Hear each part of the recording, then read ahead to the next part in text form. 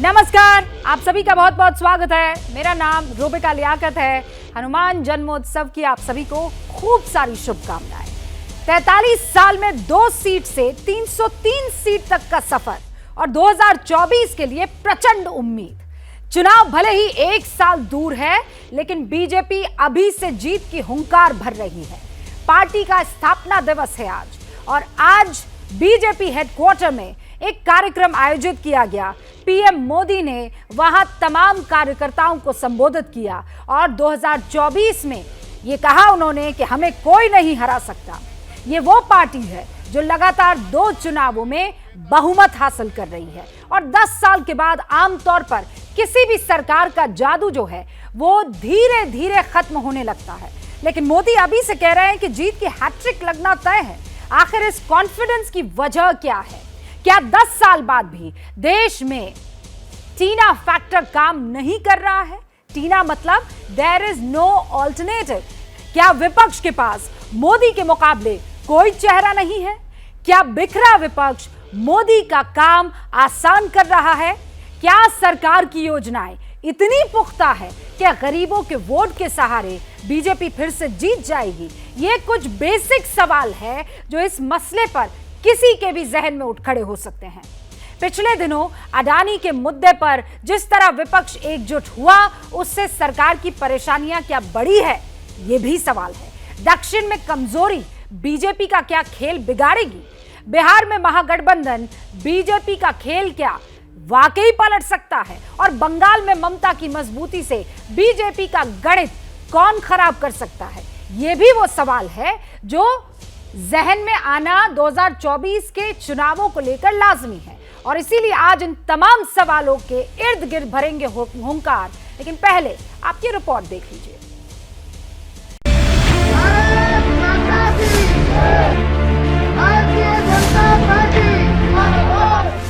मौका पार्टी के 44वें स्थापना दिवस का था, और इस दौरान पीएम मोदी ने कार्यकर्ताओं में जीत का हौसला भरा, साथ ही लोगों का दिल जीतने का टारगेट भी दिया। लोगों ने अभी से कहना शुरू कर दिया है कि 2024 में भाजपा को कोई नहीं हरा सकता। ये बात सही भी है, लेकिन हमें एक भाजपा कार्यकर्ता के नाते इस देश के हर नागरिक का दिल जीतना है। हमें हर चुनाव उसी परिश्रम से लड़ना है जैसे हम 80 के दशक से भी अभी तक लड़ते आए। हनुमान जी की एक और बात से भी बहुत बड़ी प्रेरणा मिलती रहती है हमें। जब हनुमान जी को राक्षसों का सामना करना पड़ा तो वो उतने ही कठोर भी हो गए थे। इसी तरह जब भ्रष्टाचार की बात आती है, परिवारवाद की बात आती है, कानून व्यवस्था की बात आती है, तो भाजपा उतनी ही संकल्पबद्ध हो जाती है मां भारती को इन बुराइयों से मुक्ति दिलाने के लिए। कठोर होना पड़े तो कठोर भी हो। प्रधानमंत्री के दावों के बीच कांग्रेस उन्हें जमीनी हकीकत से दूर बता रही है। कांग्रेस को भी 10 साल बाद 2024 में अपनी वापसी का पूरा भरोसा है। हमारे इश्यूज देश को बचाना, देश में एकता रखना और देश के एकता और अखंडता के लिए काम करना। मोदी साहब बोलते हैं तो शायद उनको ग्राउंड लेवल पता नहीं लग रहा होगा कि लोग बेजार हो गए इन्फ्लेशन से। कहते रहते हैं, लेकिन हम अपना काम करते रहेंगे।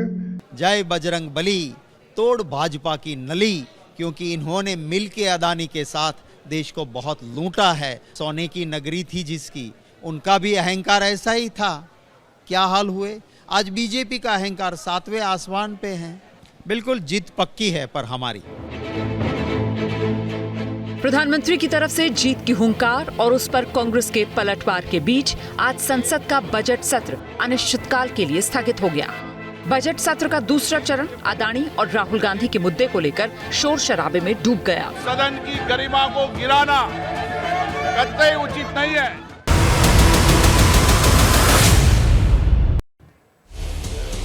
और इस वक्त दो खास मेहमान हमारे साथ जुड़ चुके हैं। गौरव भाटिया साहब राष्ट्रीय प्रवक्ता हैं भारतीय जनता पार्टी के, और अखिलेश प्रताप सिंह साहब कांग्रेस के राष्ट्रीय प्रवक्ता हैं। आप दोनों का बहुत बहुत स्वागत है। अखिलेश जी, आज जो ये आत्मविश्वास स्थापना दिवस पर बीजेपी के प्रधानमंत्री नरेंद्र मोदी का नजर आया है, ये आपको आत्मविश्वास लगता है कि अति आत्मविश्वास, या आत्मविश्वास के पीछे छिपा एंटी इनकम्बेंसी का डर? क्या लगता है आपको? जब आदमी बहुत डरा हुआ होता है तो ओवर कॉन्फिडेंस दिखाता है, ये प्रकृति का नियम है। आज अपने पार्टी के जो संस्थापना दिवस मना रहे हैं तो उसके संस्थापकों में आडवाणी जी भी हैं। क्या किया उनके साथ इन्होंने? देश देख रहा है। थे क्या आज कार्यक्रम में? हमें तो दिखाई नहीं दी, हो सकता कहीं रहे हों, लेकिन उनके स्थापना भाजपा के संस्थापकों में से एक वो हैं। भाजपा के संस्थापकों के क्या चित्र थे, चाहे जो हमारे सिकंदर बख्श साहब हों या जो बलराज मधोक थे, खैर वो तो उनकी अपनी जिम्मेदारी, अपनी पार्टी जो चाहे वो करे। हाँ, इस आपने लिखा कि विजय रथ को कौन रोक पाएगा, इस निश्चित है स्टूडियो में मोदी जी के विजय रथ को कोई नहीं रोक पाएगा। टीवी के, अखबार के स्टूडियो में, अखबारों के सुर्खियों में, ये भी फैक्ट है। अभी बोल रहे थे कि माँ भारती के लिए सिर्फ जो साहब बोलते हैं वो तो एकदम नहीं करते हैं। चीन का नाम तो पिछले 9 वर्षों से ऐसा लग रहा है भूल ही गए हैं। जब एक बार क्लीन चिट दिया था उस वक्त भी चीन का नाम नहीं लिया था।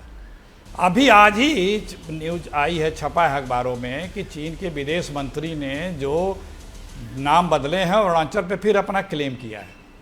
वो हमारे यहाँ के नाम बदलते जा रहा है, अपने यहाँ सड़कें बना ले रहा है, बख्तरबंद गाड़ियाँ खड़ी कर रहा है, रनवे बना रहा है। अब उस पर खामोश हैं। हो सकता है डर के मारे बना रहा हो, भागने के लिए सड़क बना रहा हो सकता है छुपने के लिए बंकर बना रहा हो सकता है अपने बचने के लिए सेना बढ़ा रहा हो सकता है भागने के लिए अपने एयरफोर्स बढ़ा रहा हो सकता है कि वो अपने लोगों को सुरक्षित रखने के लिए बॉर्डर पे, सीमाओं पे गांव बसा दे रहा है। ये माँ भारती के लोग इस तरफ हमारे माँ भारती भारत के साथ हो रहा है और उसका जिक्र तक नहीं करते हैं। सिर्फ इन्हें सत्ता चाहिए और कुछ नहीं चाहिए। और एक चीज़ जान लीजिए, अभी चुनाव हुआ है, आप नॉर्थ ईस्ट का कहेंगी, लेकिन उसके पहले चुनाव हुआ है 3 राज्यों में, दिल्ली, हिमाचल और गुजरात। बोझ हैं मोदी जी बीजेपी पे भी और देश पे भी। जिस तरह से आर्थिक सामाजिक नीतियों के कारण देश पे जो खराब करते जा रहे हैं और बोझ बनते जा रहे हैं। पूरे देश में 3 उपचुनाव हुए, कलकत्ता में, महाराष्ट्र में, तमिलनाडु में, 3 जगह कांग्रेस जीती। इनके अपने साथी इनका साथ छोड़ के जा रहे हैं। ये बुरी तरह पराजित होंगे, 100 से 125 सीट नहीं जीत पाएंगे। एक कोई मुद्दा नहीं है जिस मुद्दे पे ये वोट मांग लें। कोई अपने काम की गिनती नहीं बना रहे हैं। इतने दिन में आपने भाषण सुनाया, कोई अपनी उपलब्धि नहीं बता रहे, बस हम जीत रहे हैं, बहुत अच्छा काम हो रहा है। काम क्या हो रहा है, किए क्या हो, किस तरह से लोकतंत्र की आप हत्या करो, क्या देश देख नहीं रहा क्या? ठीक है, आप अपने लिए इतनी बड़े जनाधार पा करके भी देश के लिए कुछ नहीं किया आपने। हाँ। ठीक है, आप सरकारें बना जरूर ले रहे हैं, लेकिन देश के लिए कुछ नहीं कर पा रहे हैं। देश को बर्बाद करने की कीमत पर सरकार बना पर अखिलेश जी, आप कहना क्या चाह रहे हैं? आप ये कह रहे हैं वो भी लोग अब समझ गए। नहीं, पर मैं आप तो ये कह रहे हैं ना कि आप चुनाव नहीं जीत रहे हैं। आपने 3 राज्यों का जिक्र किया, उसमें चलिए गुजरात एक बार के लिए हम साइड में रख देते हैं। फिर आप कह रहे हैं कि आप बस चुनाव ही जीत रहे हैं, लोगों के लिए कल्याण कहाँ कर पा रहे हैं? तो भाई या तो बीजेपी जीत रही है या नहीं जीत रही है। मैंने कहा ना, लोग अब समझ गए हैं। 2 बार आप लोकसभा चुनाव जीत गए, उसके बाद भी आपने कुछ नहीं किया। ठीक है, लोग समझ चुके हैं आपको। तो अब आप कह रहे हैं कि 2024 बीजेपी के लिए बहुत देश के लोगों से विकास, हाँ, बहुत बड़ी झटके की घड़ी जो है वो साबित होगी। जो सवाल मैंने पूछा, हाँ, 100 सीटों में सिमट जाएंगे। गौरव भाटिया 100 सीट नहीं क्रॉस कर पाएंगे BJP. Gaurav Bhatia 125 maximum 125 seat, 125 से ज्यादा नहीं। आज अखिलेश प्रताप सिंह का सर्वे आ गया है मार्केट में और उन्होंने कह दिया 2024 में आप 125 सीटें नहीं क्रॉस कर पाएंगे। चीन से लेकर तमाम मसलों पर उन्होंने आपसे सवाल पूछा है और आप अलग ही कॉन्फिडेंस दिखाते हुए नजर आ रहे हैं। रूबिका जी, सबसे पहले तो हनुमान जन्मोत्सव की हर भारतीय को बहुत बहुत शुभकामनाएं। आपको भी गौरव। और मैं समझता हूं कि रोंदू फूफियों का जवाब बाद में देंगे, ये केवल रोती हैं, नकारात्मक राजनीति करती हैं। आज जो प्रधानमंत्री जी ने कहा उससे हर भारतीय को प्रेरणा मिली और नरेंद्र मोदी जी प्रेरणा लेते हैं अंजनी पुत्र, पवन पुत्र हनुमान जी से। मैं पहले कहना चाहता हूं, देखिए आज जो बड़े संदेश दिए देश में उस पर चर्चा हो जाए, उसके बाद इनकी बात का उत्तर देने के लिए तो समय मिल ही जाएगा। सबसे पहले पुरुषार्थ की बात करिए। नरेंद्र मोदी जी वो व्यक्ति हैं जो दिन में 20 घंटे काम करते हैं इसलिए कि देश आगे बढ़े, और राहुल गांधी के यहाँ प्रवक्ता बैठे हैं, साल में कुल मिला के 20 घंटे काम नहीं करते, विदेश चले जाते हैं। क्या ये सत्य नहीं है कि हनुमान जी से प्रेरणा ली और कहा जाता है संजीवनी बूटी ले आए हनुमान जी, पूरा पहाड़ ले आए। आज प्रधानमंत्री जी ने भी कहा, जब महामारी आई कोविड की, रूबिका जी आपको भी याद होगा, लोगों को लगा कि ये बहुत बड़ा संकट है हर भारतीय पे। कांग्रेस पार्टी ने मजाक भी उड़ाया, सितंबर आ गई, अक्टूबर आ गई, वैक्सीन नहीं आई। आज 220 करोड़ टीके नरेंद्र मोदी जी के नेतृत्व में हमारे डॉक्टर, हमारे जो हेल्थ केयर वर्कर्स हैं, उन्होंने एकजुटता दिखा के लगा दिए। ये कह रहे थे वो टीके जो है वो सब खतरनाक है, मत लगाओ। तो ये तो हो गया संजीवनी बूटी लाने वाली बात। दूसरी बात, नरेंद्र मोदी जी ने कहा can do attitude. Rubika ji, can do attitude क्या है? हनुमान जी से जो प्रेरणा लेते हैं पता है। आजादी के बाद 70 साल बीत गए थे, अनुच्छेद 370 का पहला शब्द था टेम्पररी। नेहरू जी, चाचा जी कहते थे घिसते घिसते घिस जाएगा, हिम्मत नहीं हुई हटाने की, हटा के दिखाया, श्री नरेंद्र मोदी जी ने हटाया। राम मंदिर, ये लोग तंज कसते थे, कहते थे मंदिर वहीं बनाएंगे, तारीख नहीं बताएंगे। आज सब कह रहे हैं मंदिर वहीं बनाएंगे, तारीख भी बताएंगे, तुमको भी बुलाएंगे, आके रो लेना, क्योंकि आप तो कहते हो भगवान राम काल्पनिक है। 1 rank 1 pension, Rubika ji, can do attitude. इन्होंने कहा कि हम लागू करेंगे। आखिरी बजट में 2014 का जो था अंतरिम बजट, उसमें 500 करोड़ छोड़ के गए थे। आज हम लोगों ने करके दिखाया, सम्मान दिया सैनिकों को। जीएसटी लागू इनको करनी थी, कर नहीं पाए, करके दिखाई श्री नरेंद्र मोदी जी ने। और बालाकोट एयर स्ट्राइक घुस के ठोका, 26/11 की तरह नहीं। सेना ने कहा कि हम लोग जवाब देंगे पाकिस्तान को, मनमोहन सिंह जी चुप्पी साधे रहे, उन्हें खुला हाथ नहीं दिया। ये होता है कैन डू एटीट्यूड। तीसरी बात, अब मैं आता हूं, इन्होंने चीन की छेड़ी। इनसे एक सवाल तो ये जरूर पूछ लीजिएगा कि अनुच्छेद 370 पे आज इनका स्टैंड क्या है। क्या ये अनुच्छेद 370 को कह रहे हैं कि ये बहाल करेंगे? वैसे तो ये सत्ता में आएंगे नहीं, लेकिन इनका स्टैंड क्या है? दूसरा, चीन पर क्या ये सत्य नहीं है? देखिए मेरे हाथ में गजनी की याददाश्त वापस आना जरूरी है। ये कौन है? राहुल गांधी हैं। एक एमओयू करते हैं पार्टी टू पार्टी। आप मुझे बताइए, सरकार टू सरकार नहीं, पार्टी टू पार्टी। ये एमओयू सार्वजनिक क्यों नहीं करते हैं? देश को जानने का हक नहीं है कि टेंट के नीचे जब डोकलाम हो रहा था, हक्का नूडल्स खा रहे थे राहुल गांधी, क्या बातचीत हुई? इस एमओयू में क्या है? दूसरी बात, अरे रिश्वत लेते हो, घूसखोर हो, भ्रष्टाचारी हो। मोदी जी ने भी आज बताया भ्रष्टाचार के खिलाफ कैसे कड़ा प्रहार किया है। 1,30,00,000 रुपए चीन से ले लिया, बताइए, चीन से, और ये यहां आके बातें करते हैं। और सबसे बड़ी बात है, क्या रूबिका जी आप ये मानती हैं कि हमारी वीर सेना, जिसका जज्बा पूरा विश्व मानता है, जिसकी वीरता को पूरा विश्व मानता है, वो पिट गई चीनी सेना से? अरे खदेड़ दिया वापस, लेकिन राहुल गांधी ने कहा हमारी सेना पिट गई। तो मेरा सवाल केवल ये है, एमओयू को सार्वजनिक क्यों नहीं करते? रिश्वत क्यों ली और लौटाई क्यों नहीं? और अनुच्छेद 370 का आपका स्टैंड क्या है? शुरुआत इससे कर लेते हैं, अभी और भी बहुत प्रश्न हैं। अखिलेश जी जवाब देंगे, लेकिन आपने अखिलेश जी के सवाल का जवाब नहीं दिया। चीन ने जो नाम बदले हैं, अरुणाचल प्रदेश पर जिस तरीके से वो चेस्ट थम्पिंग कर रहा है, वो जवाब तो देश जानना चाहेगा ना। उस पर सरकार का स्टैंड क्या है? मैं दे देता हूं। देखिए, अगर आपने इतिहास थोड़ा सा पढ़ा हो, और आपने पढ़ा है, आप बड़ी विद्वान जो है पत्रकार हैं, रूबिका जी, चीन को भारत की धरती दी किसने? चाचा नेहरू ने। 43,000 स्क्वायर किलोमीटर भारत की धरती चीन के पास गई, किसकी वजह से? चाचा नेहरू। हिंदी चीनी भाई भाई, हिंदी चीनी भाई भाई। मैं डंके की चोट पे कहता हूं, 9 साल से नरेंद्र मोदी जी प्रधानमंत्री हैं, किसी माइका लाल की हिम्मत नहीं है 1 इंच भूमि भारत की कब्जा कर सके। और जो आप कह रहे हैं नाम बदल रहे हैं, अरे अमेरिका का आपने सुना स्टेटमेंट? उन्होंने कहा Arunachal Pradesh is an integral part of India and international community recognizes that. Bharat की सरकार ने भी यही कहा। अरे चीन नाम बदलता रहे, उससे क्या फर्क पड़ता है? आज असलियत यह है कि अरुणाचल प्रदेश की 1-1 इंच भूमि सुरक्षित भी है और भारत का अभिन्न अंग है। जैसे हमने कश्मीर पे कहा, वैसे ही मैं अरुणाचल पे कह रहा हूं। लेकिन चाहे पीओके हो और चाहे ये भूमि जो चीन को भारत की दी है, ये कांग्रेस के कुकर्म और जो गलत विदेश नीति है उसी का परिणाम है। आपको भारत की सरकार पे भरोसा है या चीन जो कागज पे नाम बदल रहा है उस पे भरोसा? एब्सोल्युटली भारत की सरकार पर भरोसा है और भारत के स्टैंड पर भरोसा है, इसमें किसी तरह की कोई दो राय नहीं हो सकती है।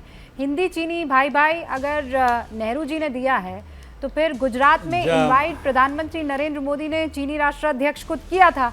एक सरकार होने के नाते, हिंदुस्तान एक कंट्री होने के नाते, नहीं, आप एमओयू पे सवाल पूछिए और रिश्वत पे पूछिए। हाँ, नहीं वो तो मैं सवाल पूछूंगी, लेकिन चूंकि आपने यहाँ जिक्र किया है देश के अलग अलग प्रधानमंत्री मैं जवाब दे रहा हूँ चीन के साथ मोहब्बत और दोस्ती का, तो मैं आपको इस सरकार का भी एग्जाम्पल दे रही हूँ। बहरहाल बस मैं अब इसको आगे बढ़ा रही हूँ। बहुत इंपॉर्टेंट है। अखिलेश प्रताप सिंह साहब, 10 सेकंड दीजिए। नहीं, मैंने आपको पूरा मौका दिया। मैं ये कह रही हूँ गौरव जी कि ये अलग अलग सरकारों की नीतियां होती है कि देश में दुश्मन कम रहे, मैं जवाब दे रहा दोस्ती ज्यादा हो। अब अखिलेश जी, मैं आपके पास आऊं उससे पहले, हाल में जो लेटेस्ट एबीपी न्यूज ने कर्नाटक का सर्वे किया है उसमें आपकी पार्टी को जिता रहे हैं, तो मुझे ये बात नापसंद आई मीडिया का रिप्रेजेंटेटिव होने के नाते कि आपने कहा कि यहाँ मीडिया में तो बीजेपी जीतती चली जाएगी। ये जो चश्मा आपके ऊपर बायसनेस का लगा है वो उतारिए और अब अपनी बात रखिए, आप जो गौरव भाटिया कह रहे हैं उसे लेकर। आपके ही ऊपर अभी भी आ रहा मोदी का सुमेध, कौन रोकेगा विजय रथ। जीत रहे हैं 2024 में, तो ये आपके स्टूडियो का लाइन है, तो स्टूडियो में तो जीत रहे हैं, मैं तो यही कह रहा हूं। ऊपर लिखा हुआ अभी भी आ रहा, देख लीजिए आपके सामने। देखिए रूबिका जी, किसी को याद नहीं होगा कि अंतिम बार आदरणीय मोदी जी ने चीन नाम का उच्चारण कब किया होगा। अभी ये बड़ा कैन डू एटीट्यूड बोल रहे थे। चीन का नाम कब लिया ये किसी को नहीं पता। Can do attitude ISI chief को बुलाते हैं, ये है इनका कैन डू एटीट्यूड। इनका कैन डू एटीट्यूड ये है कि 2014 तक इस देश ने 54 लाख करोड़ रुपया कर्जा लिया था। आदरणीय मोदी जी ने 9 सालों में 1,152 लाख करोड़ रुपया कर्जा ले लिया। हमारा प्रति व्यक्ति आय जो था 2014 तक 43,000 था, जनसंख्या भी तब कम थी। 9 सालों में वो बढ़ करके प्रति व्यक्ति जो कर्जा जो था वो 1,09,000 करोड़ रुपए हो गया। हमारा देश मोदी जी के 2014 के आने के पहले अपर मिडिल इनकम कंट्रीज में गिना जाता था। मोदी जी की कैन डू एटीट्यूड के कृपा से हमारा देश लोअर मिडिल इनकम कंट्रीज में हो गया। जीडीपी, हमारे देश के जीडीपी का लगभग 84% हम कर्जदार हैं। हमारा जो जीडीपी है वो करीब 6 पॉइंट पे आने का अनुमान है। और कांग्रेस ने लगभग 27 करोड़ लोगों को गरीबी रेखा से बाहर किया था। साहब ने आते ही कैन डू एटीट्यूड के तहत 35 करोड़ लोगों को और गरीबी रेखा में ला दिया। हम 30 लाख नौकरियां केंद्र सरकार में कैन डू एटीट्यूड के तहत खाली हैं।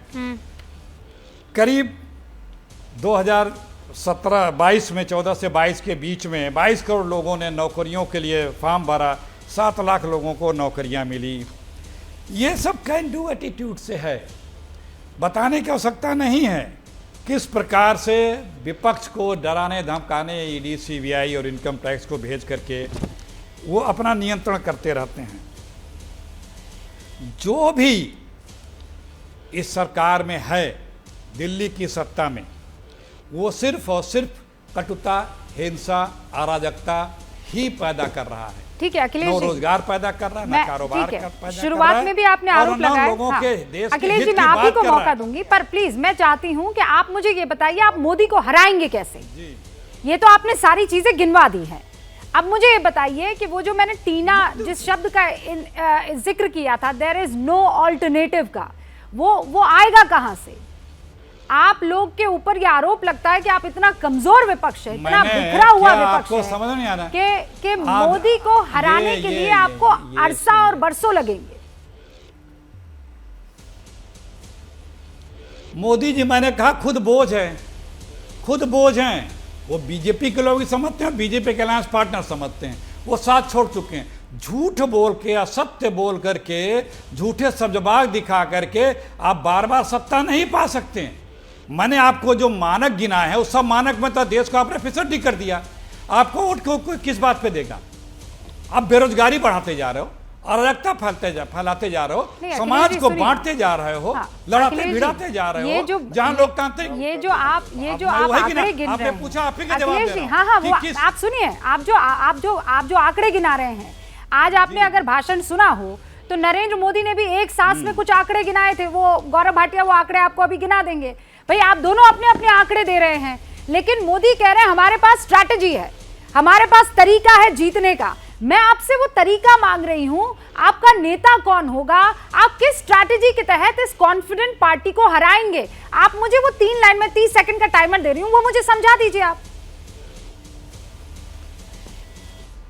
हमारे पास विश्वसनीयता है, हमारे पास विजन है, उनके पास टेलीविजन है। बस हमारे पास एक फ्यूचर प्रोग्राम है और पास्ट का, अतीत की थाती है। हमने इस देश को यहां तक पहुंचाया है, मिला जुला के देश को रखा है। ये सिर्फ झूठ बोल के, बांट के राजनीति करके और दबा करके अपने सत्ता के साथी जो हैं, इनके जांच एजेंसियां, उनके बल पे इनके पास कोई विजन नहीं है। विजन के नाम पर सिर्फ टेलीविजन है, लड़ाते हैं, किसी को लाभ नहीं देते हैं। गरीब को गरीब बनाते जाओ आप। सर 27 करोड़ लोगों को हमने गरीबी रेखा से बाहर निकाला, ये 35 करोड़ लोगों को गरीब बना दिए। ये लोग समझ नहीं रहे क्या? ये भाई वो टेलीविजन तो आपके पास भी है, उस टेलीविजन में आप अपने नेता के बारे में कम और मोदी ज्यादा करते हैं। उस टेलीविजन का उपयोग सामने वाला कैसे कर रहा है और आप कैसे कर रहे हैं, दोनों को सेम टाइम मिल रहा है। अब 30 सेकंड आपको दिए, 30 सेकंड गौरव भाटिया को। गौरव भाटिया, वो टेलीविजन वही टेलीविजन ये दे रहा है कि मोदी जी को आप हराएंगे कैसे? मोदी जी लड़ाई में कहाँ हैं? तो वो याद नहीं है आपको। आप मोदी जी लड़ाई में कहाँ हैं? 30 सेकंड और आपने पहले ही मान रखा है। 3-4 मिनट बात करी आपने उनसे, रुक जाइए और 30 सेकंड। अरे हाँ गौरव भाटिया, आपने पहले ही मान रखा है कि 30 सेकंड। आप दोनों एक साथ बोलेंगे नहीं समझ में आएगा। गौरव भाटिया, आप अपनी बात रखिए। आप कह रहे हैं कि आपको ज्यादा समय चाहिए, मैं 30 सेकंड ज्यादा दे देती हूँ। ये कोई बड़ी बात तो नहीं है। आप लोग इतना चिढ़ काहे जाते हैं, मेरे आज तक समझ में नहीं आया। नहीं, मेरे पे कोई एहसान मत करिए, दर्शक सब देख रहे हैं। आपको मिल जाएगा ज्यादा वक्त, मेरे पे एहसान मत करिए। बिल्कुल चाहिए मुझे 2.5-3 मिनट वैसे ही चाहिए जैसे उन्हें दिए। जितना टाइम उनको दिया उतना टाइम आपको दूंगी। आप इसमें दुखी मत होइए ना। पूछ के देती हूँ। हाँ धन्यवाद। सर टाइमर हटाइए ना, 1 सेकंड टाइमर हटाइए। मैं क्यों दुखी होऊंगा? दुखी बात रखिए अपनी गौरव भाटिया। मैं क्यों दुखी पॉइंट पे हम पूरा देश हमारे साथ खड़ा है, मोदी जी को आशीर्वाद दे रहा है, कांग्रेस नेष्ट नाबूद हो रही है, सुपड़ा साफ हो रहा है। दुखी तो वो होंगे, हम क्यों होंगे? चलिए अब मैं अपनी बात रखता हूं और क्रमवार तरीके से रख देता हूं। देखिए, सबसे पहले मैंने कहा अनुच्छेद 370 पे स्टैंड किया है। क्वेश्चन नंबर 1 कोई उत्तर मिला क्या रूबिका जी? आपने पूछा भी नहीं उनसे। आपने कहा नहीं, मोदी जी ने भी चाइनीज प्रीमियर को बुलाया था, ये उत्तर नहीं हो सकता। मैंने पूछा चीन से एमओयू किया है आपने, देश जानना चाहता है उस एमओयू में क्या लिखा है, सार्वजनिक कर दीजिए। करा नहीं, आपने पूछा नहीं दोबारा, उन्होंने उत्तर नहीं दिया। तीसरा मैंने बताया चीन पे आपने रिश्वत ले ली, घूसखोर। आपने रिश्वत क्यों ली, लौटाई है या नहीं लौटाई है, ये बताइए। इन्होंने बताया नहीं। चौथा प्रश्न मैंने कहा भारत की सेना क्या चीन की सेना से पिट गई? राहुल गांधी ने कहा था, इन्होंने उत्तर नहीं दिया। तो चर्चा जब फेस ऑफ होता है तो जो प्रश्न पूछा जाता है उसका उत्तर दिया जाता है, लेकिन अखिलेश भैया उत्तर नहीं देंगे, वो ऐसे ही घबराए हुए हैं। हाँ, एक टीना फैक्टर है, एक नगीना फैक्टर है, और कांग्रेस के पास ऐसा नगीना है जिसके नेतृत्व में 50 में 40 चुनाव कांग्रेस पार्टी हार चुकी है। वो नगीना ऐसा नगीना है जिसको ये लॉन्च तो करना चाहते हैं लेकिन ये रॉकेट लॉन्च नहीं होता है। ये ऐसा नगीना है रूबिका जी जो संसद जाता नहीं है, 45% अटेंडेंस है। हनुमान जी पर पुरुषार्थ की बात करते हैं, ये पुरुषार्थ छोड़ के सब कुछ करता है। और मैं एक बात और बता दूं, आप याद करिए रूबिका जी, 5 प्रदेशों में चुनाव थे, 5 में 4 में भाजपा की सरकार थी। उत्तर प्रदेश में हमारी सरकार थी, इतिहास रचा, दोबारा आ गए वापस सत्ता में। कांग्रेस पार्टी की कितनी सीटें आई रूबिका जी? 403 में 2 सीटें आई, 399 लड़े थे, 387 में जमानत जब्त हो गई। उत्तराखंड में हम वापस आ गए, पहली बार हुआ जब से नया प्रदेश बना है किसी पार्टी की सरकार पुनः वापस आई हो, हमने इतिहास रचा। गोवा में हम आए, मणिपुर में हम आए। उसके बाद आपने देखा गुजरात में इतिहास रचा, जो 30 साल में नहीं हुआ था वो हमने करके दिखाया। फिर से जनता ने आशीर्वाद दिया, सरकार चलती रही हमारी क्योंकि हमने काम किया। अभी पूर्वोत्तर राज्यों में चुनाव हुए, तीनों प्रदेशों में भाजपा की सरकार बनी। कांग्रेस पार्टी ने क्या कहा? पूर्वोत्तर के राज्य के जो लोग हैं उनकी तौहीन करी, कहते छोटे प्रदेश हैं ये। और आप मुझे ये बताइए, पंजाब में किसकी सरकार थी? एक प्रदेश इनका था जहां इनकी सरकार थी, वो भी इनका सुपड़ा साफ हो गया, वहां सरकार चली गई। आप मुझे ये बताइए, ये कुछ भी कहते रहें, क्या ये सत्य नहीं है कि जनता का जो विश्वास है वो नरेंद्र मोदी जी में है, भाजपा में है? और इसीलिए मैं डंके की चोट पे कहता हूं 350 का आंकड़ा पार कर जाएगी भाजपा 2024 में। और कांग्रेस पार्टी से अभी आप पूछ लीजिए सीटें कितनी हैं, नहीं बताएंगे। वो ये तो बताएंगे कि भाजपा की कितनी आएंगी, अरे अपनी पार्टी की सीटें कितनी आएंगी ये बताओ। दूसरी बात आप बताइए, अभी जब इस चर्चा पे आ रहे थे, AK एंटनी जी का बेटा वो हमारी पार्टी में आ गया। क्यों आया मालूम है? उसको घुटन महसूस हो रही थी कांग्रेस पार्टी में। ये क्या सत्य नहीं है कि हेमंत बिस्वा शर्मा पार्टी छोड़ देते हैं कांग्रेस? क्या ये सत्य नहीं है ज्योतिरादित्य सिंधिया भारतीय जनता पार्टी में आ जाते हैं? क्या ये सत्य नहीं है कैप्टन अमरिंदर जी ने पार्टी छोड़ दी? क्यों छोड़ रहे हैं लोग, ये पूछना होगा। और इसका उत्तर क्या है रूबिका जी? घोड़ा खाए घास, गधा खाए च्यवनप्राश। ये है कांग्रेस पार्टी की हकीकत कि अगर आप योग्यता को बिल्कुल भी प्राथमिकता नहीं देंगे, केवल वंशवाद की बात करेंगे, तो कैसे काम चलेगा? जो ऊर्जा है युवा में वो आपसे कट जाती है और वो भाजपा की तरफ आकर्षित होती है। और भाजपा सबसे पहला भाव ये देता है, देश सर्वोपरि, फिर संगठन है और उसके बाद व्यक्तिगत हित है। और ये भाव कांग्रेस पार्टी में उल्टा है, सबसे पहले जो है वो परिवार का हित है, उसके बाद कोई और लीडर है, पार्टी है, और अंत में देश है। क्योंकि जितनी भी देश विरोधी गतिविधियां हैं वो कांग्रेस पार्टी के नेता करते हैं। धन्यवाद। अच्छा, उन्होंने ये भी कहा कि हमें अति आत्मविश्वास का शिकार नहीं होना है। लोग अभी से कह रहे हैं कि 2024 में भाजपा को कोई नहीं हरा सकता। ये बात सही है, लेकिन भाजपा कार्यकर्ता के नाते हर नागरिक का दिल जीतना हमें जरूरी है। हर चुनाव उसी परिश्रम से लड़ना है जैसा 80 के दशक से लड़ते आए हैं, ये प्रधानमंत्री नरेंद्र मोदी ने कहा है। तो आप दिल कैसे जीत रहे हैं? और मैं ये जानना चाहती हूँ कि दिल किन किन का जीत रहे हैं आप? गौरव भाटिया जी। बस अखिलेश जी, दिल ऐसे जीत रहे हैं, मैं बता देता हूं। हाँ, पहले अखबार खोलो कांग्रेस के समय में घोटाला ही घोटाला था। 2G, कोलगेट, CWG, जीजा जी, 122 लाइसेंस कैंसिल हुए। अब नीतिगत फैसले दृढ़ इच्छा शक्ति से लिए जाते हैं। 220 करोड़ टीके लगे हैं। स्टार्टअप जो हैं वो 90,000 हैं, तीसरे नंबर पे पूरे विश्व में भारत की रैंक है। यूनिकॉर्न 108 बनी, 7,000 करोड़ रुपए की वैल्यू होती है यूनिकॉर्न की। नहीं, मोबाइल मैन्युफैक्चरिंग में थर्ड है भारत।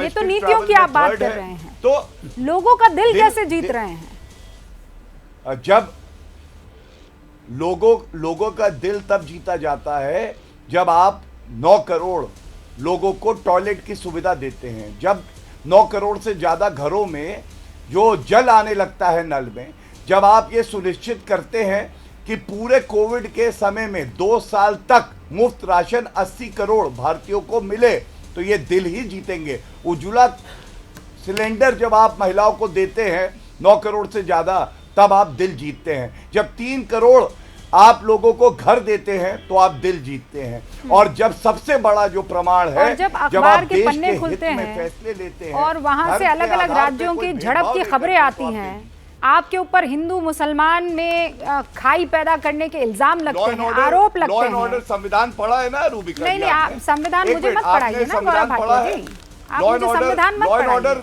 मैं जो सवाल पूछी आप मुझे उसका जवाब दीजिए। अच्छा आप बताइए मुझे किस उसका जवाब सूची में है दीजिए कि दिल कैसे जीत रहे हैं। संविधान की किस सूची में जब लॉ एंड ऑर्डर है? प्रधानमंत्री नरेंद्र मोदी ये कह रहे हैं कि आपको लोगों का दिल जीतना है, रूबिका जी, आपको अंतिम पंक्ति तक पहुंचना है, आपको सबको साथ लेकर सेकंड के चलना जगह है। 15 मिनट हो गया। बस मैं आ रही हूँ अखिलेश जी, ये सवाल है, आप ही के सवाल है ना भाई।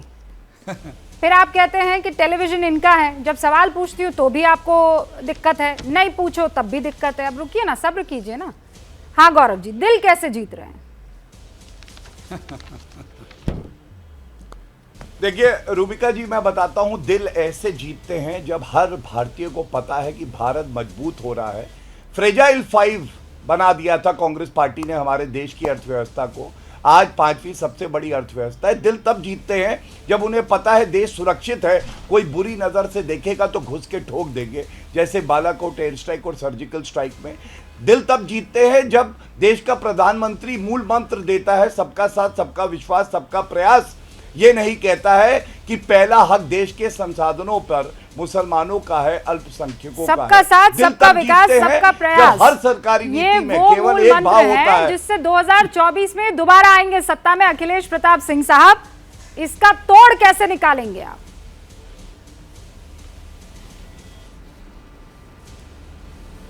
सबका साथ, यहीं से शुरू कर देता हूं मैं। सबका साथ सबका विकास, ये अच्छा जुमला है, क्योंकि वो व्यक्ति बोलता है जो अपने कैमरे में भी किसी को नहीं आने देता, चाहे वो मुख्यमंत्री हो या राज्यपाल हो या राष्ट्रपति हो।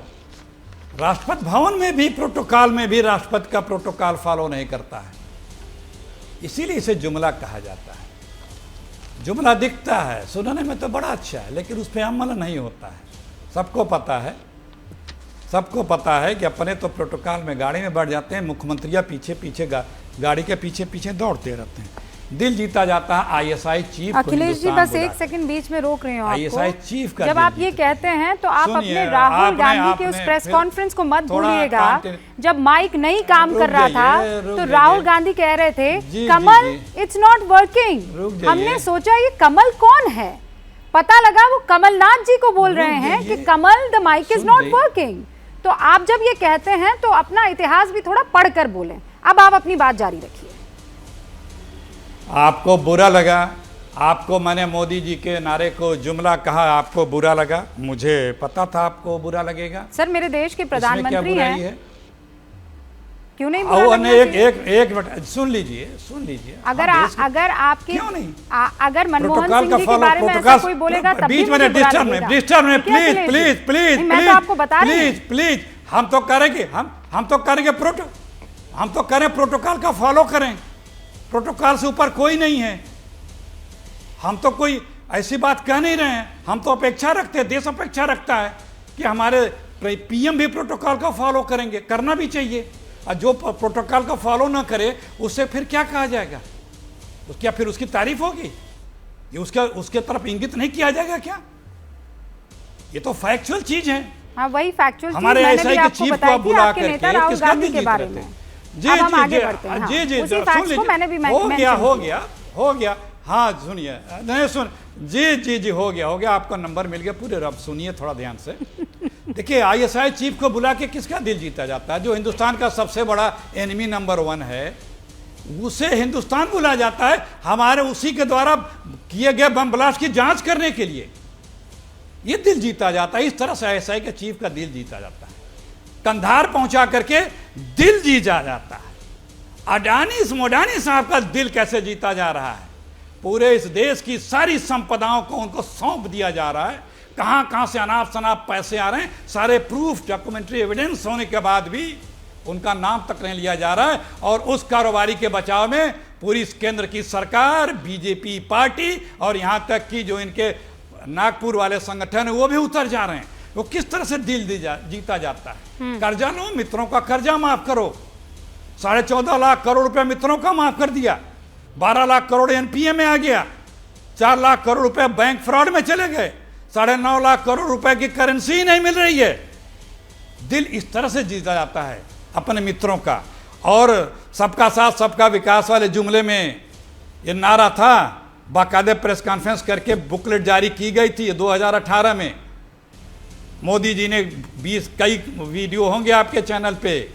मेरा पक्का दृढ़ निश्चय है 2022 तक जब देश 75वां अमृत काल बना रहा होगा, हालांकि मित्र काल है लेकिन वो अमृत काल कहते हैं, तब इस देश के हर व्यक्ति के पास एक पक्का घर होगा, उसमें एक नल होगा, नल में जल होगा, एक एलईडी लाइट होगी और गैस का चूल्हा होगा और शौचालय होगा। 2022 तक ये क्या वो होगा? आंकड़े तो अभी गौरव भाटिया गिना ही रहे थे आपको। अब सुना दीजिए। हाँ, वो आंकड़े। और सुनिए सर, अरे सुन तो लीजिए प्लीज, सर सुनिए ना, मेरे साथ एक खास मेहमान मैं जो वादे थे, जो कसमें खाई थी, कुछ सेकंड के लिए रोक रही हूँ। सुनिए सर, वो जो कॉन्फिडेंस जिसका हम जिक्र कर रहे हैं ना कि प्रधानमंत्री नरेंद्र मोदी को ये कॉन्फिडेंस कहाँ से मिल रहा है, मोदी 2024 के लिए इतने कॉन्फिडेंट कैसे दिख रहे हैं, इस सवाल का जवाब जानने के लिए आपको कल पद्म पुरस्कार के दौरान की एक तस्वीर मैं दिखाना चाहूंगी।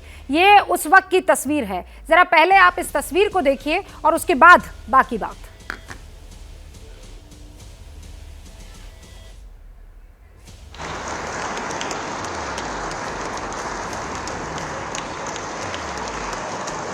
कांग्रेस पीरियड में मैं 5 साल तक अप्लाई करा, नहीं हुआ। उसके बाद मैं खामोश बैठ गया कि बीजेपी गवर्नमेंट है ये हमको नहीं देती, मगर आप मेरा ख्याल गलत साबित करके। तो सुना आपने, ये बात उस वक्त ठीक से समझ नहीं आई थी लोगों को कि ये प्रधानमंत्री नरेंद्र मोदी और शाह रशीद अहमद कादरी के बीच में जो अब पद्मश्री से नवाजे जा चुके हैं, क्या बातचीत हो रही है। बातचीत दरअसल उस वक्त ये हो रही थी, कर्नाटक से बिलोंग करते हैं और 14वीं सदी का एक क्राफ्ट है, जो पूरा ख़ानदान उस क्राफ्ट को चलाया करता था। वो एक तरह की पेंटिंग है जो बर्तनों पर की जाती है, उसी को कादरी साहब ने आगे बढ़ाया है और उन्हें पद्मश्री से नवाजा गया है। अब कल जब वो प्रधानमंत्री नरेंद्र मोदी से बात कर रहे थे तब उन्होंने कहा मैं आपसे कुछ अर्ज करना चाहता हूं, और उन्होंने फिर कहा कि मुझे आपने जो मेरी गलत फहमी थी उसे दूर कर लिया। और शाह रशीद अहमद कादरी साहब हमारे साथ जुड़ भी चुके हैं। शाह साहब अस्सलाम वालेकुम। वालेकुम अस्सलाम। क्या हाल चाल है आपके? बहुत सारी खूब सारी दिल से मुबारकबाद, आपको पद्मश्री से नवाजा गया है। पूरा देश आप पर आज फख्र कर रहा है। शुक्रिया शुक्रिया। कादरी साहब पहले ये तो बताइए कि कल वो जो कुछ 30 सेकंड की आपकी और प्रधानमंत्री नरेंद्र मोदी की बातचीत हुई थी, आप कह क्या रहे थे उनको? जी देखिए मैडम, वो मेरे से मिलने आए तो मेरे दिल की जो बात थी ज़बान पे आ गई। मैं उनको बोला कि मैं कांग्रेस गवर्नमेंट में 5 साल तक अप्लाई करते रहा, मेरे को उसका कोई रिज़ल्ट नहीं मिला, कोई रिप्लाई नहीं मिला। उसके बाद आपकी गवर्नमेंट आने के बाद मैं अप्लाई करना छोड़ दिया, क्योंकि एक बार अप्लाई करने के लिए 12,000 का ख़र्चा आता था, 3 प्रोफाइल बनाना पड़ता था। इतने मोटे प्रोफाइल है मेरे, शायद किसी कारीगर के पास नहीं है उतना मवाद जितना मेरे पास है। जितना मेरे पास है, मैं वो प्रोफाइल बनाने के लिए 12,000 हर साल 12,000 खर्च करके एक प्रोफाइल कर्नाटका गवर्नमेंट को देता था, दूसरा प्रोफाइल डेवलपमेंट कमिश्नर हैंडीक्राफ्ट्स को देता था, तीसरा प्रोफाइल होम मिनिस्ट्री को देता था। जो ये तरीक़ा है, 3 जगह देने का रहता तरीक़ा है ये। इसी तरीके से मैं 5 साल तक अप्लाई करते रहा। तकरीबन मेरा 12-15 60,000 रुपये मेरा खर्च हुआ, फिर भी मेरे को कोई रिज़ल्ट नहीं मिला। उसके बाद बीजेपी गवर्नमेंट जो आई तो मेरी उम्मीद पूरी टूट गई, क्योंकि बीजेपी के लोग मुसलमानों को खुश नहीं देते, मुसलमानों से नफ़रत करते हैं। इसलिए मैं ये सोच के खामोशी अख्तियार कर लिया, कोई अप्लाई नहीं करा। मगर 25 जनवरी को होम मिनिस्ट्री के जॉइंट सेक्रेटरी फ़ोन करके बोले कि बधाई हो, मैं आपको शिल्प गुरु अवार्ड है सो मंजूर हुआ है और शाम तक किसी के सामने मत बोलो वाले। बाद में फिर डिप्टी कमिश्नर रात को फ़ोन करके फिर उन्होंने भी कंफर्म कर दिए। मेरे को यकीन नहीं आ रहा था कि मेरे को हुआ है सो। कादरी साहब, और उसके बाद आपने दो चीज़ें बोली। मोदी पहला तो ये कि बीजेपी मुसलमानों से नफरत करती है और बीजेपी मुसलमानों को कुछ नहीं देती है। जब आपको ये पद्मश्री मिला और कल जो आपने प्रधानमंत्री नरेंद्र मोदी से कहा था, आप अभी भी इस बात पर टिके हैं? अभी भी आपको यही लगता है जो आपकी सोच थी उसमें या कोई परिवर्तन आया है? मैं अभी तक टिके हुआ हूँ। आइंदा मैं बोल नहीं सकता, आगे के हालात क्या होते बोल नहीं सकता मैं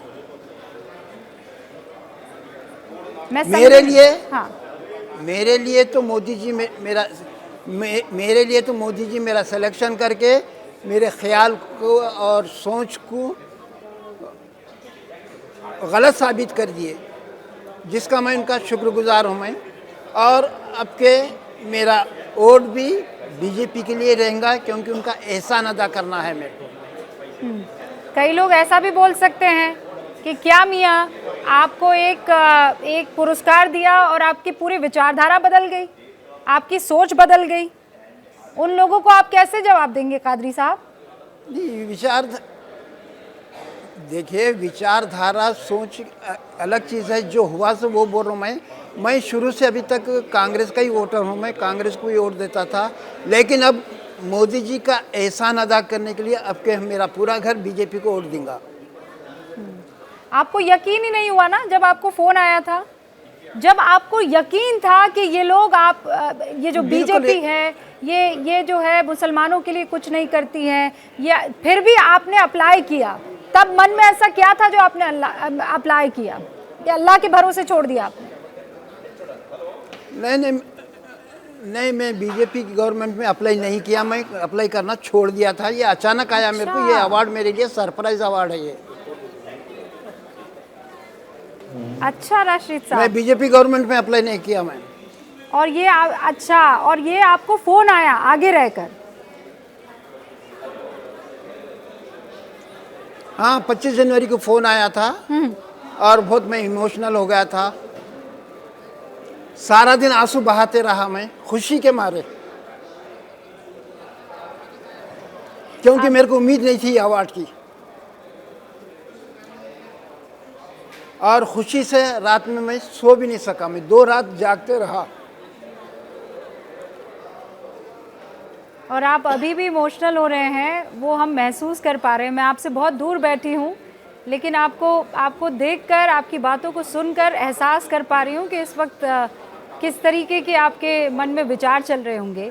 लेकिन रशीद अहमद कादरी साहब, मैं दर्शकों को एक बार बता देना चाहती हूँ कि कैसे आपने इस पूरे सिलसिले को आगे बढ़ाया है। ये 500 साल पुरानी जो बद्री कला है, ये कर्नाटक का बद्री जो ज़िला है उससे ताल्लुक़ रखने वाला है, और ये कला कैसे आपने आगे बढ़ाई उसके बारे में और डिटेल में मैं जानूंगी।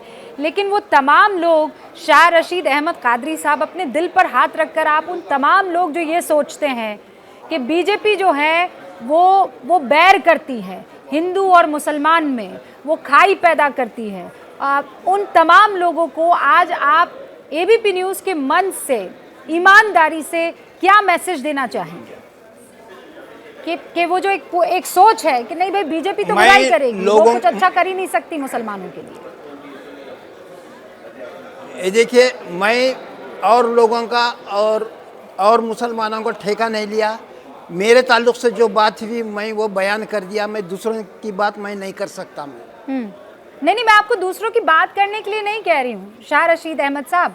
मैं ये कह रही हूँ कि आपसे बहुत लोग घर पे मिलने आएंगे, आपके रिश्तेदार आपसे बात करने आएंगे, वो आपको बधाइयाँ भी देंगे और आपसे चीज़ें समझने की कोशिश भी करेंगे, क्योंकि अब आप पद्मश्री हैं, तो अब आप बहुत लोगों को इंस्पायर भी करेंगे। तो उनको आप क्या कहना चाहेंगे?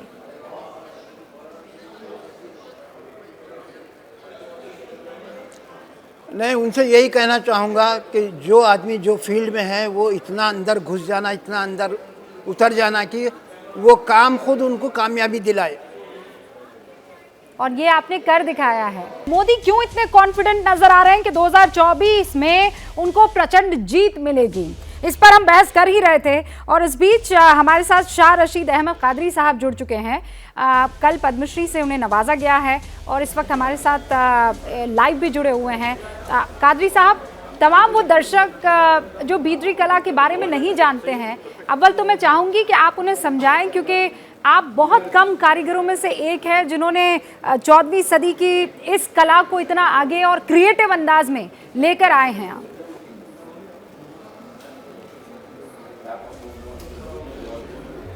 आप काम का बारे में हिस्ट्री और प्रोसेस बोलूँ उसका क्या है?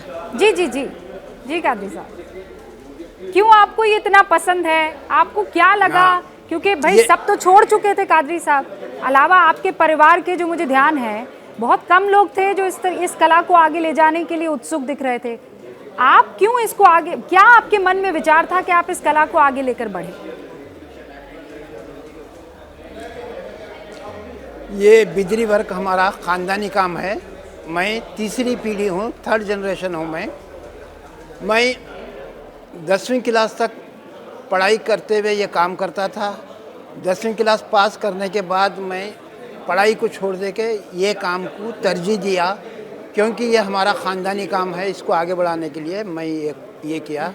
वैसे मेरे घर में मेरी बहन काम करते थे, मेरी वालदा काम करते थे, मेरे दोनों भाई काम करते थे और वालिद साहब काम करते थे।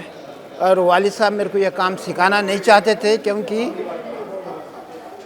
आर्टिजन्स, आर्टिस्ट, पोएट, राइटर की ज़िंदगी में नाम है, बहुत मशहूर रहते हैं, लेकिन वो अच्छी ज़िंदगी नहीं गुजार सकते, आगे फ्यूचर डार्क रहता है, इस ख्याल से वो नहीं सिखाना चाहते थे। मगर घर का काम था, मैं चलते फिरते ये काम सीख लिया। जैसा कि मछली के बच्चे को तैराना सिखाने की ज़रूरत नहीं है, उसी तरीके से मैं सीख लिया।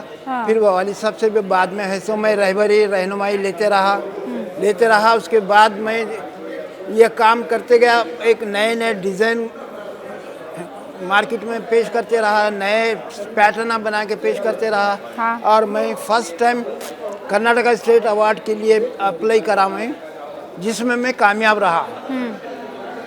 मेरे को स्टेट अवार्ड मिल गया, बिल्कुल सही स्टेट अवार्ड मिल गया। वो उसके बाद 1984 में मिला।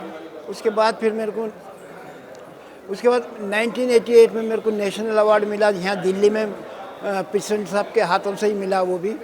फिर उसके बाद मेरे को 2004 में the great Indian achievers Guru award मिला, वो भी प्रेसिडेंट के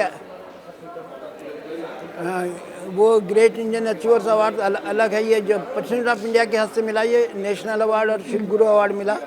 वो ग्रेट इंडियन अचीवर्स अवार्ड वो कोई दूसरे दिए थे। फिर उसके साथ ये सूरजकुंड मेले में 2 बार कलानिधि अवार्ड लिया। अच्छा शाह साहब, एक बात तो बताइए, मैं आपकी वो तस्वीर और वीडियो देख रही थी, जाते जाते बस आपसे ये जानना चाहूँगी, उसमें सब जो है वो जैसा आप प्रोटोकॉल होता है, मुलाकात करते हैं, बस हाथ मिलाना होता है और थैंक यू करना होता है, प्रधानमंत्री जब आपसे मिलकर गुजर रहे होते हैं। लेकिन उस वक्त आपके मन में क्या विचार आया कि आपने बात करना शुरू कर दिया? क्योंकि भाई क्या होता है, बाकियों को देखकर आप भी सिर्फ हाथ मिलाते, नमस्ते सलाम करते और आगे बढ़ जाते हैं। नहीं, मैं मेरे दिल की बात जाहिर कर दिया। मैं ऊपर वाला मेरे दिल में डाला, ये बात बोले तो बोल दिया मैं वो।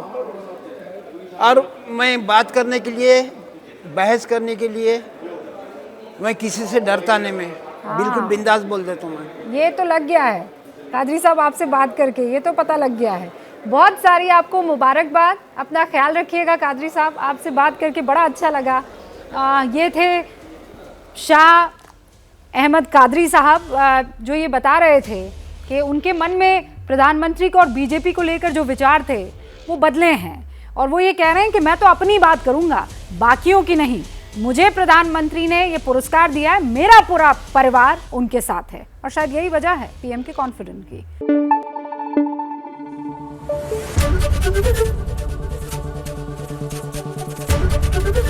एबीपी न्यूज आपको रखे आगे।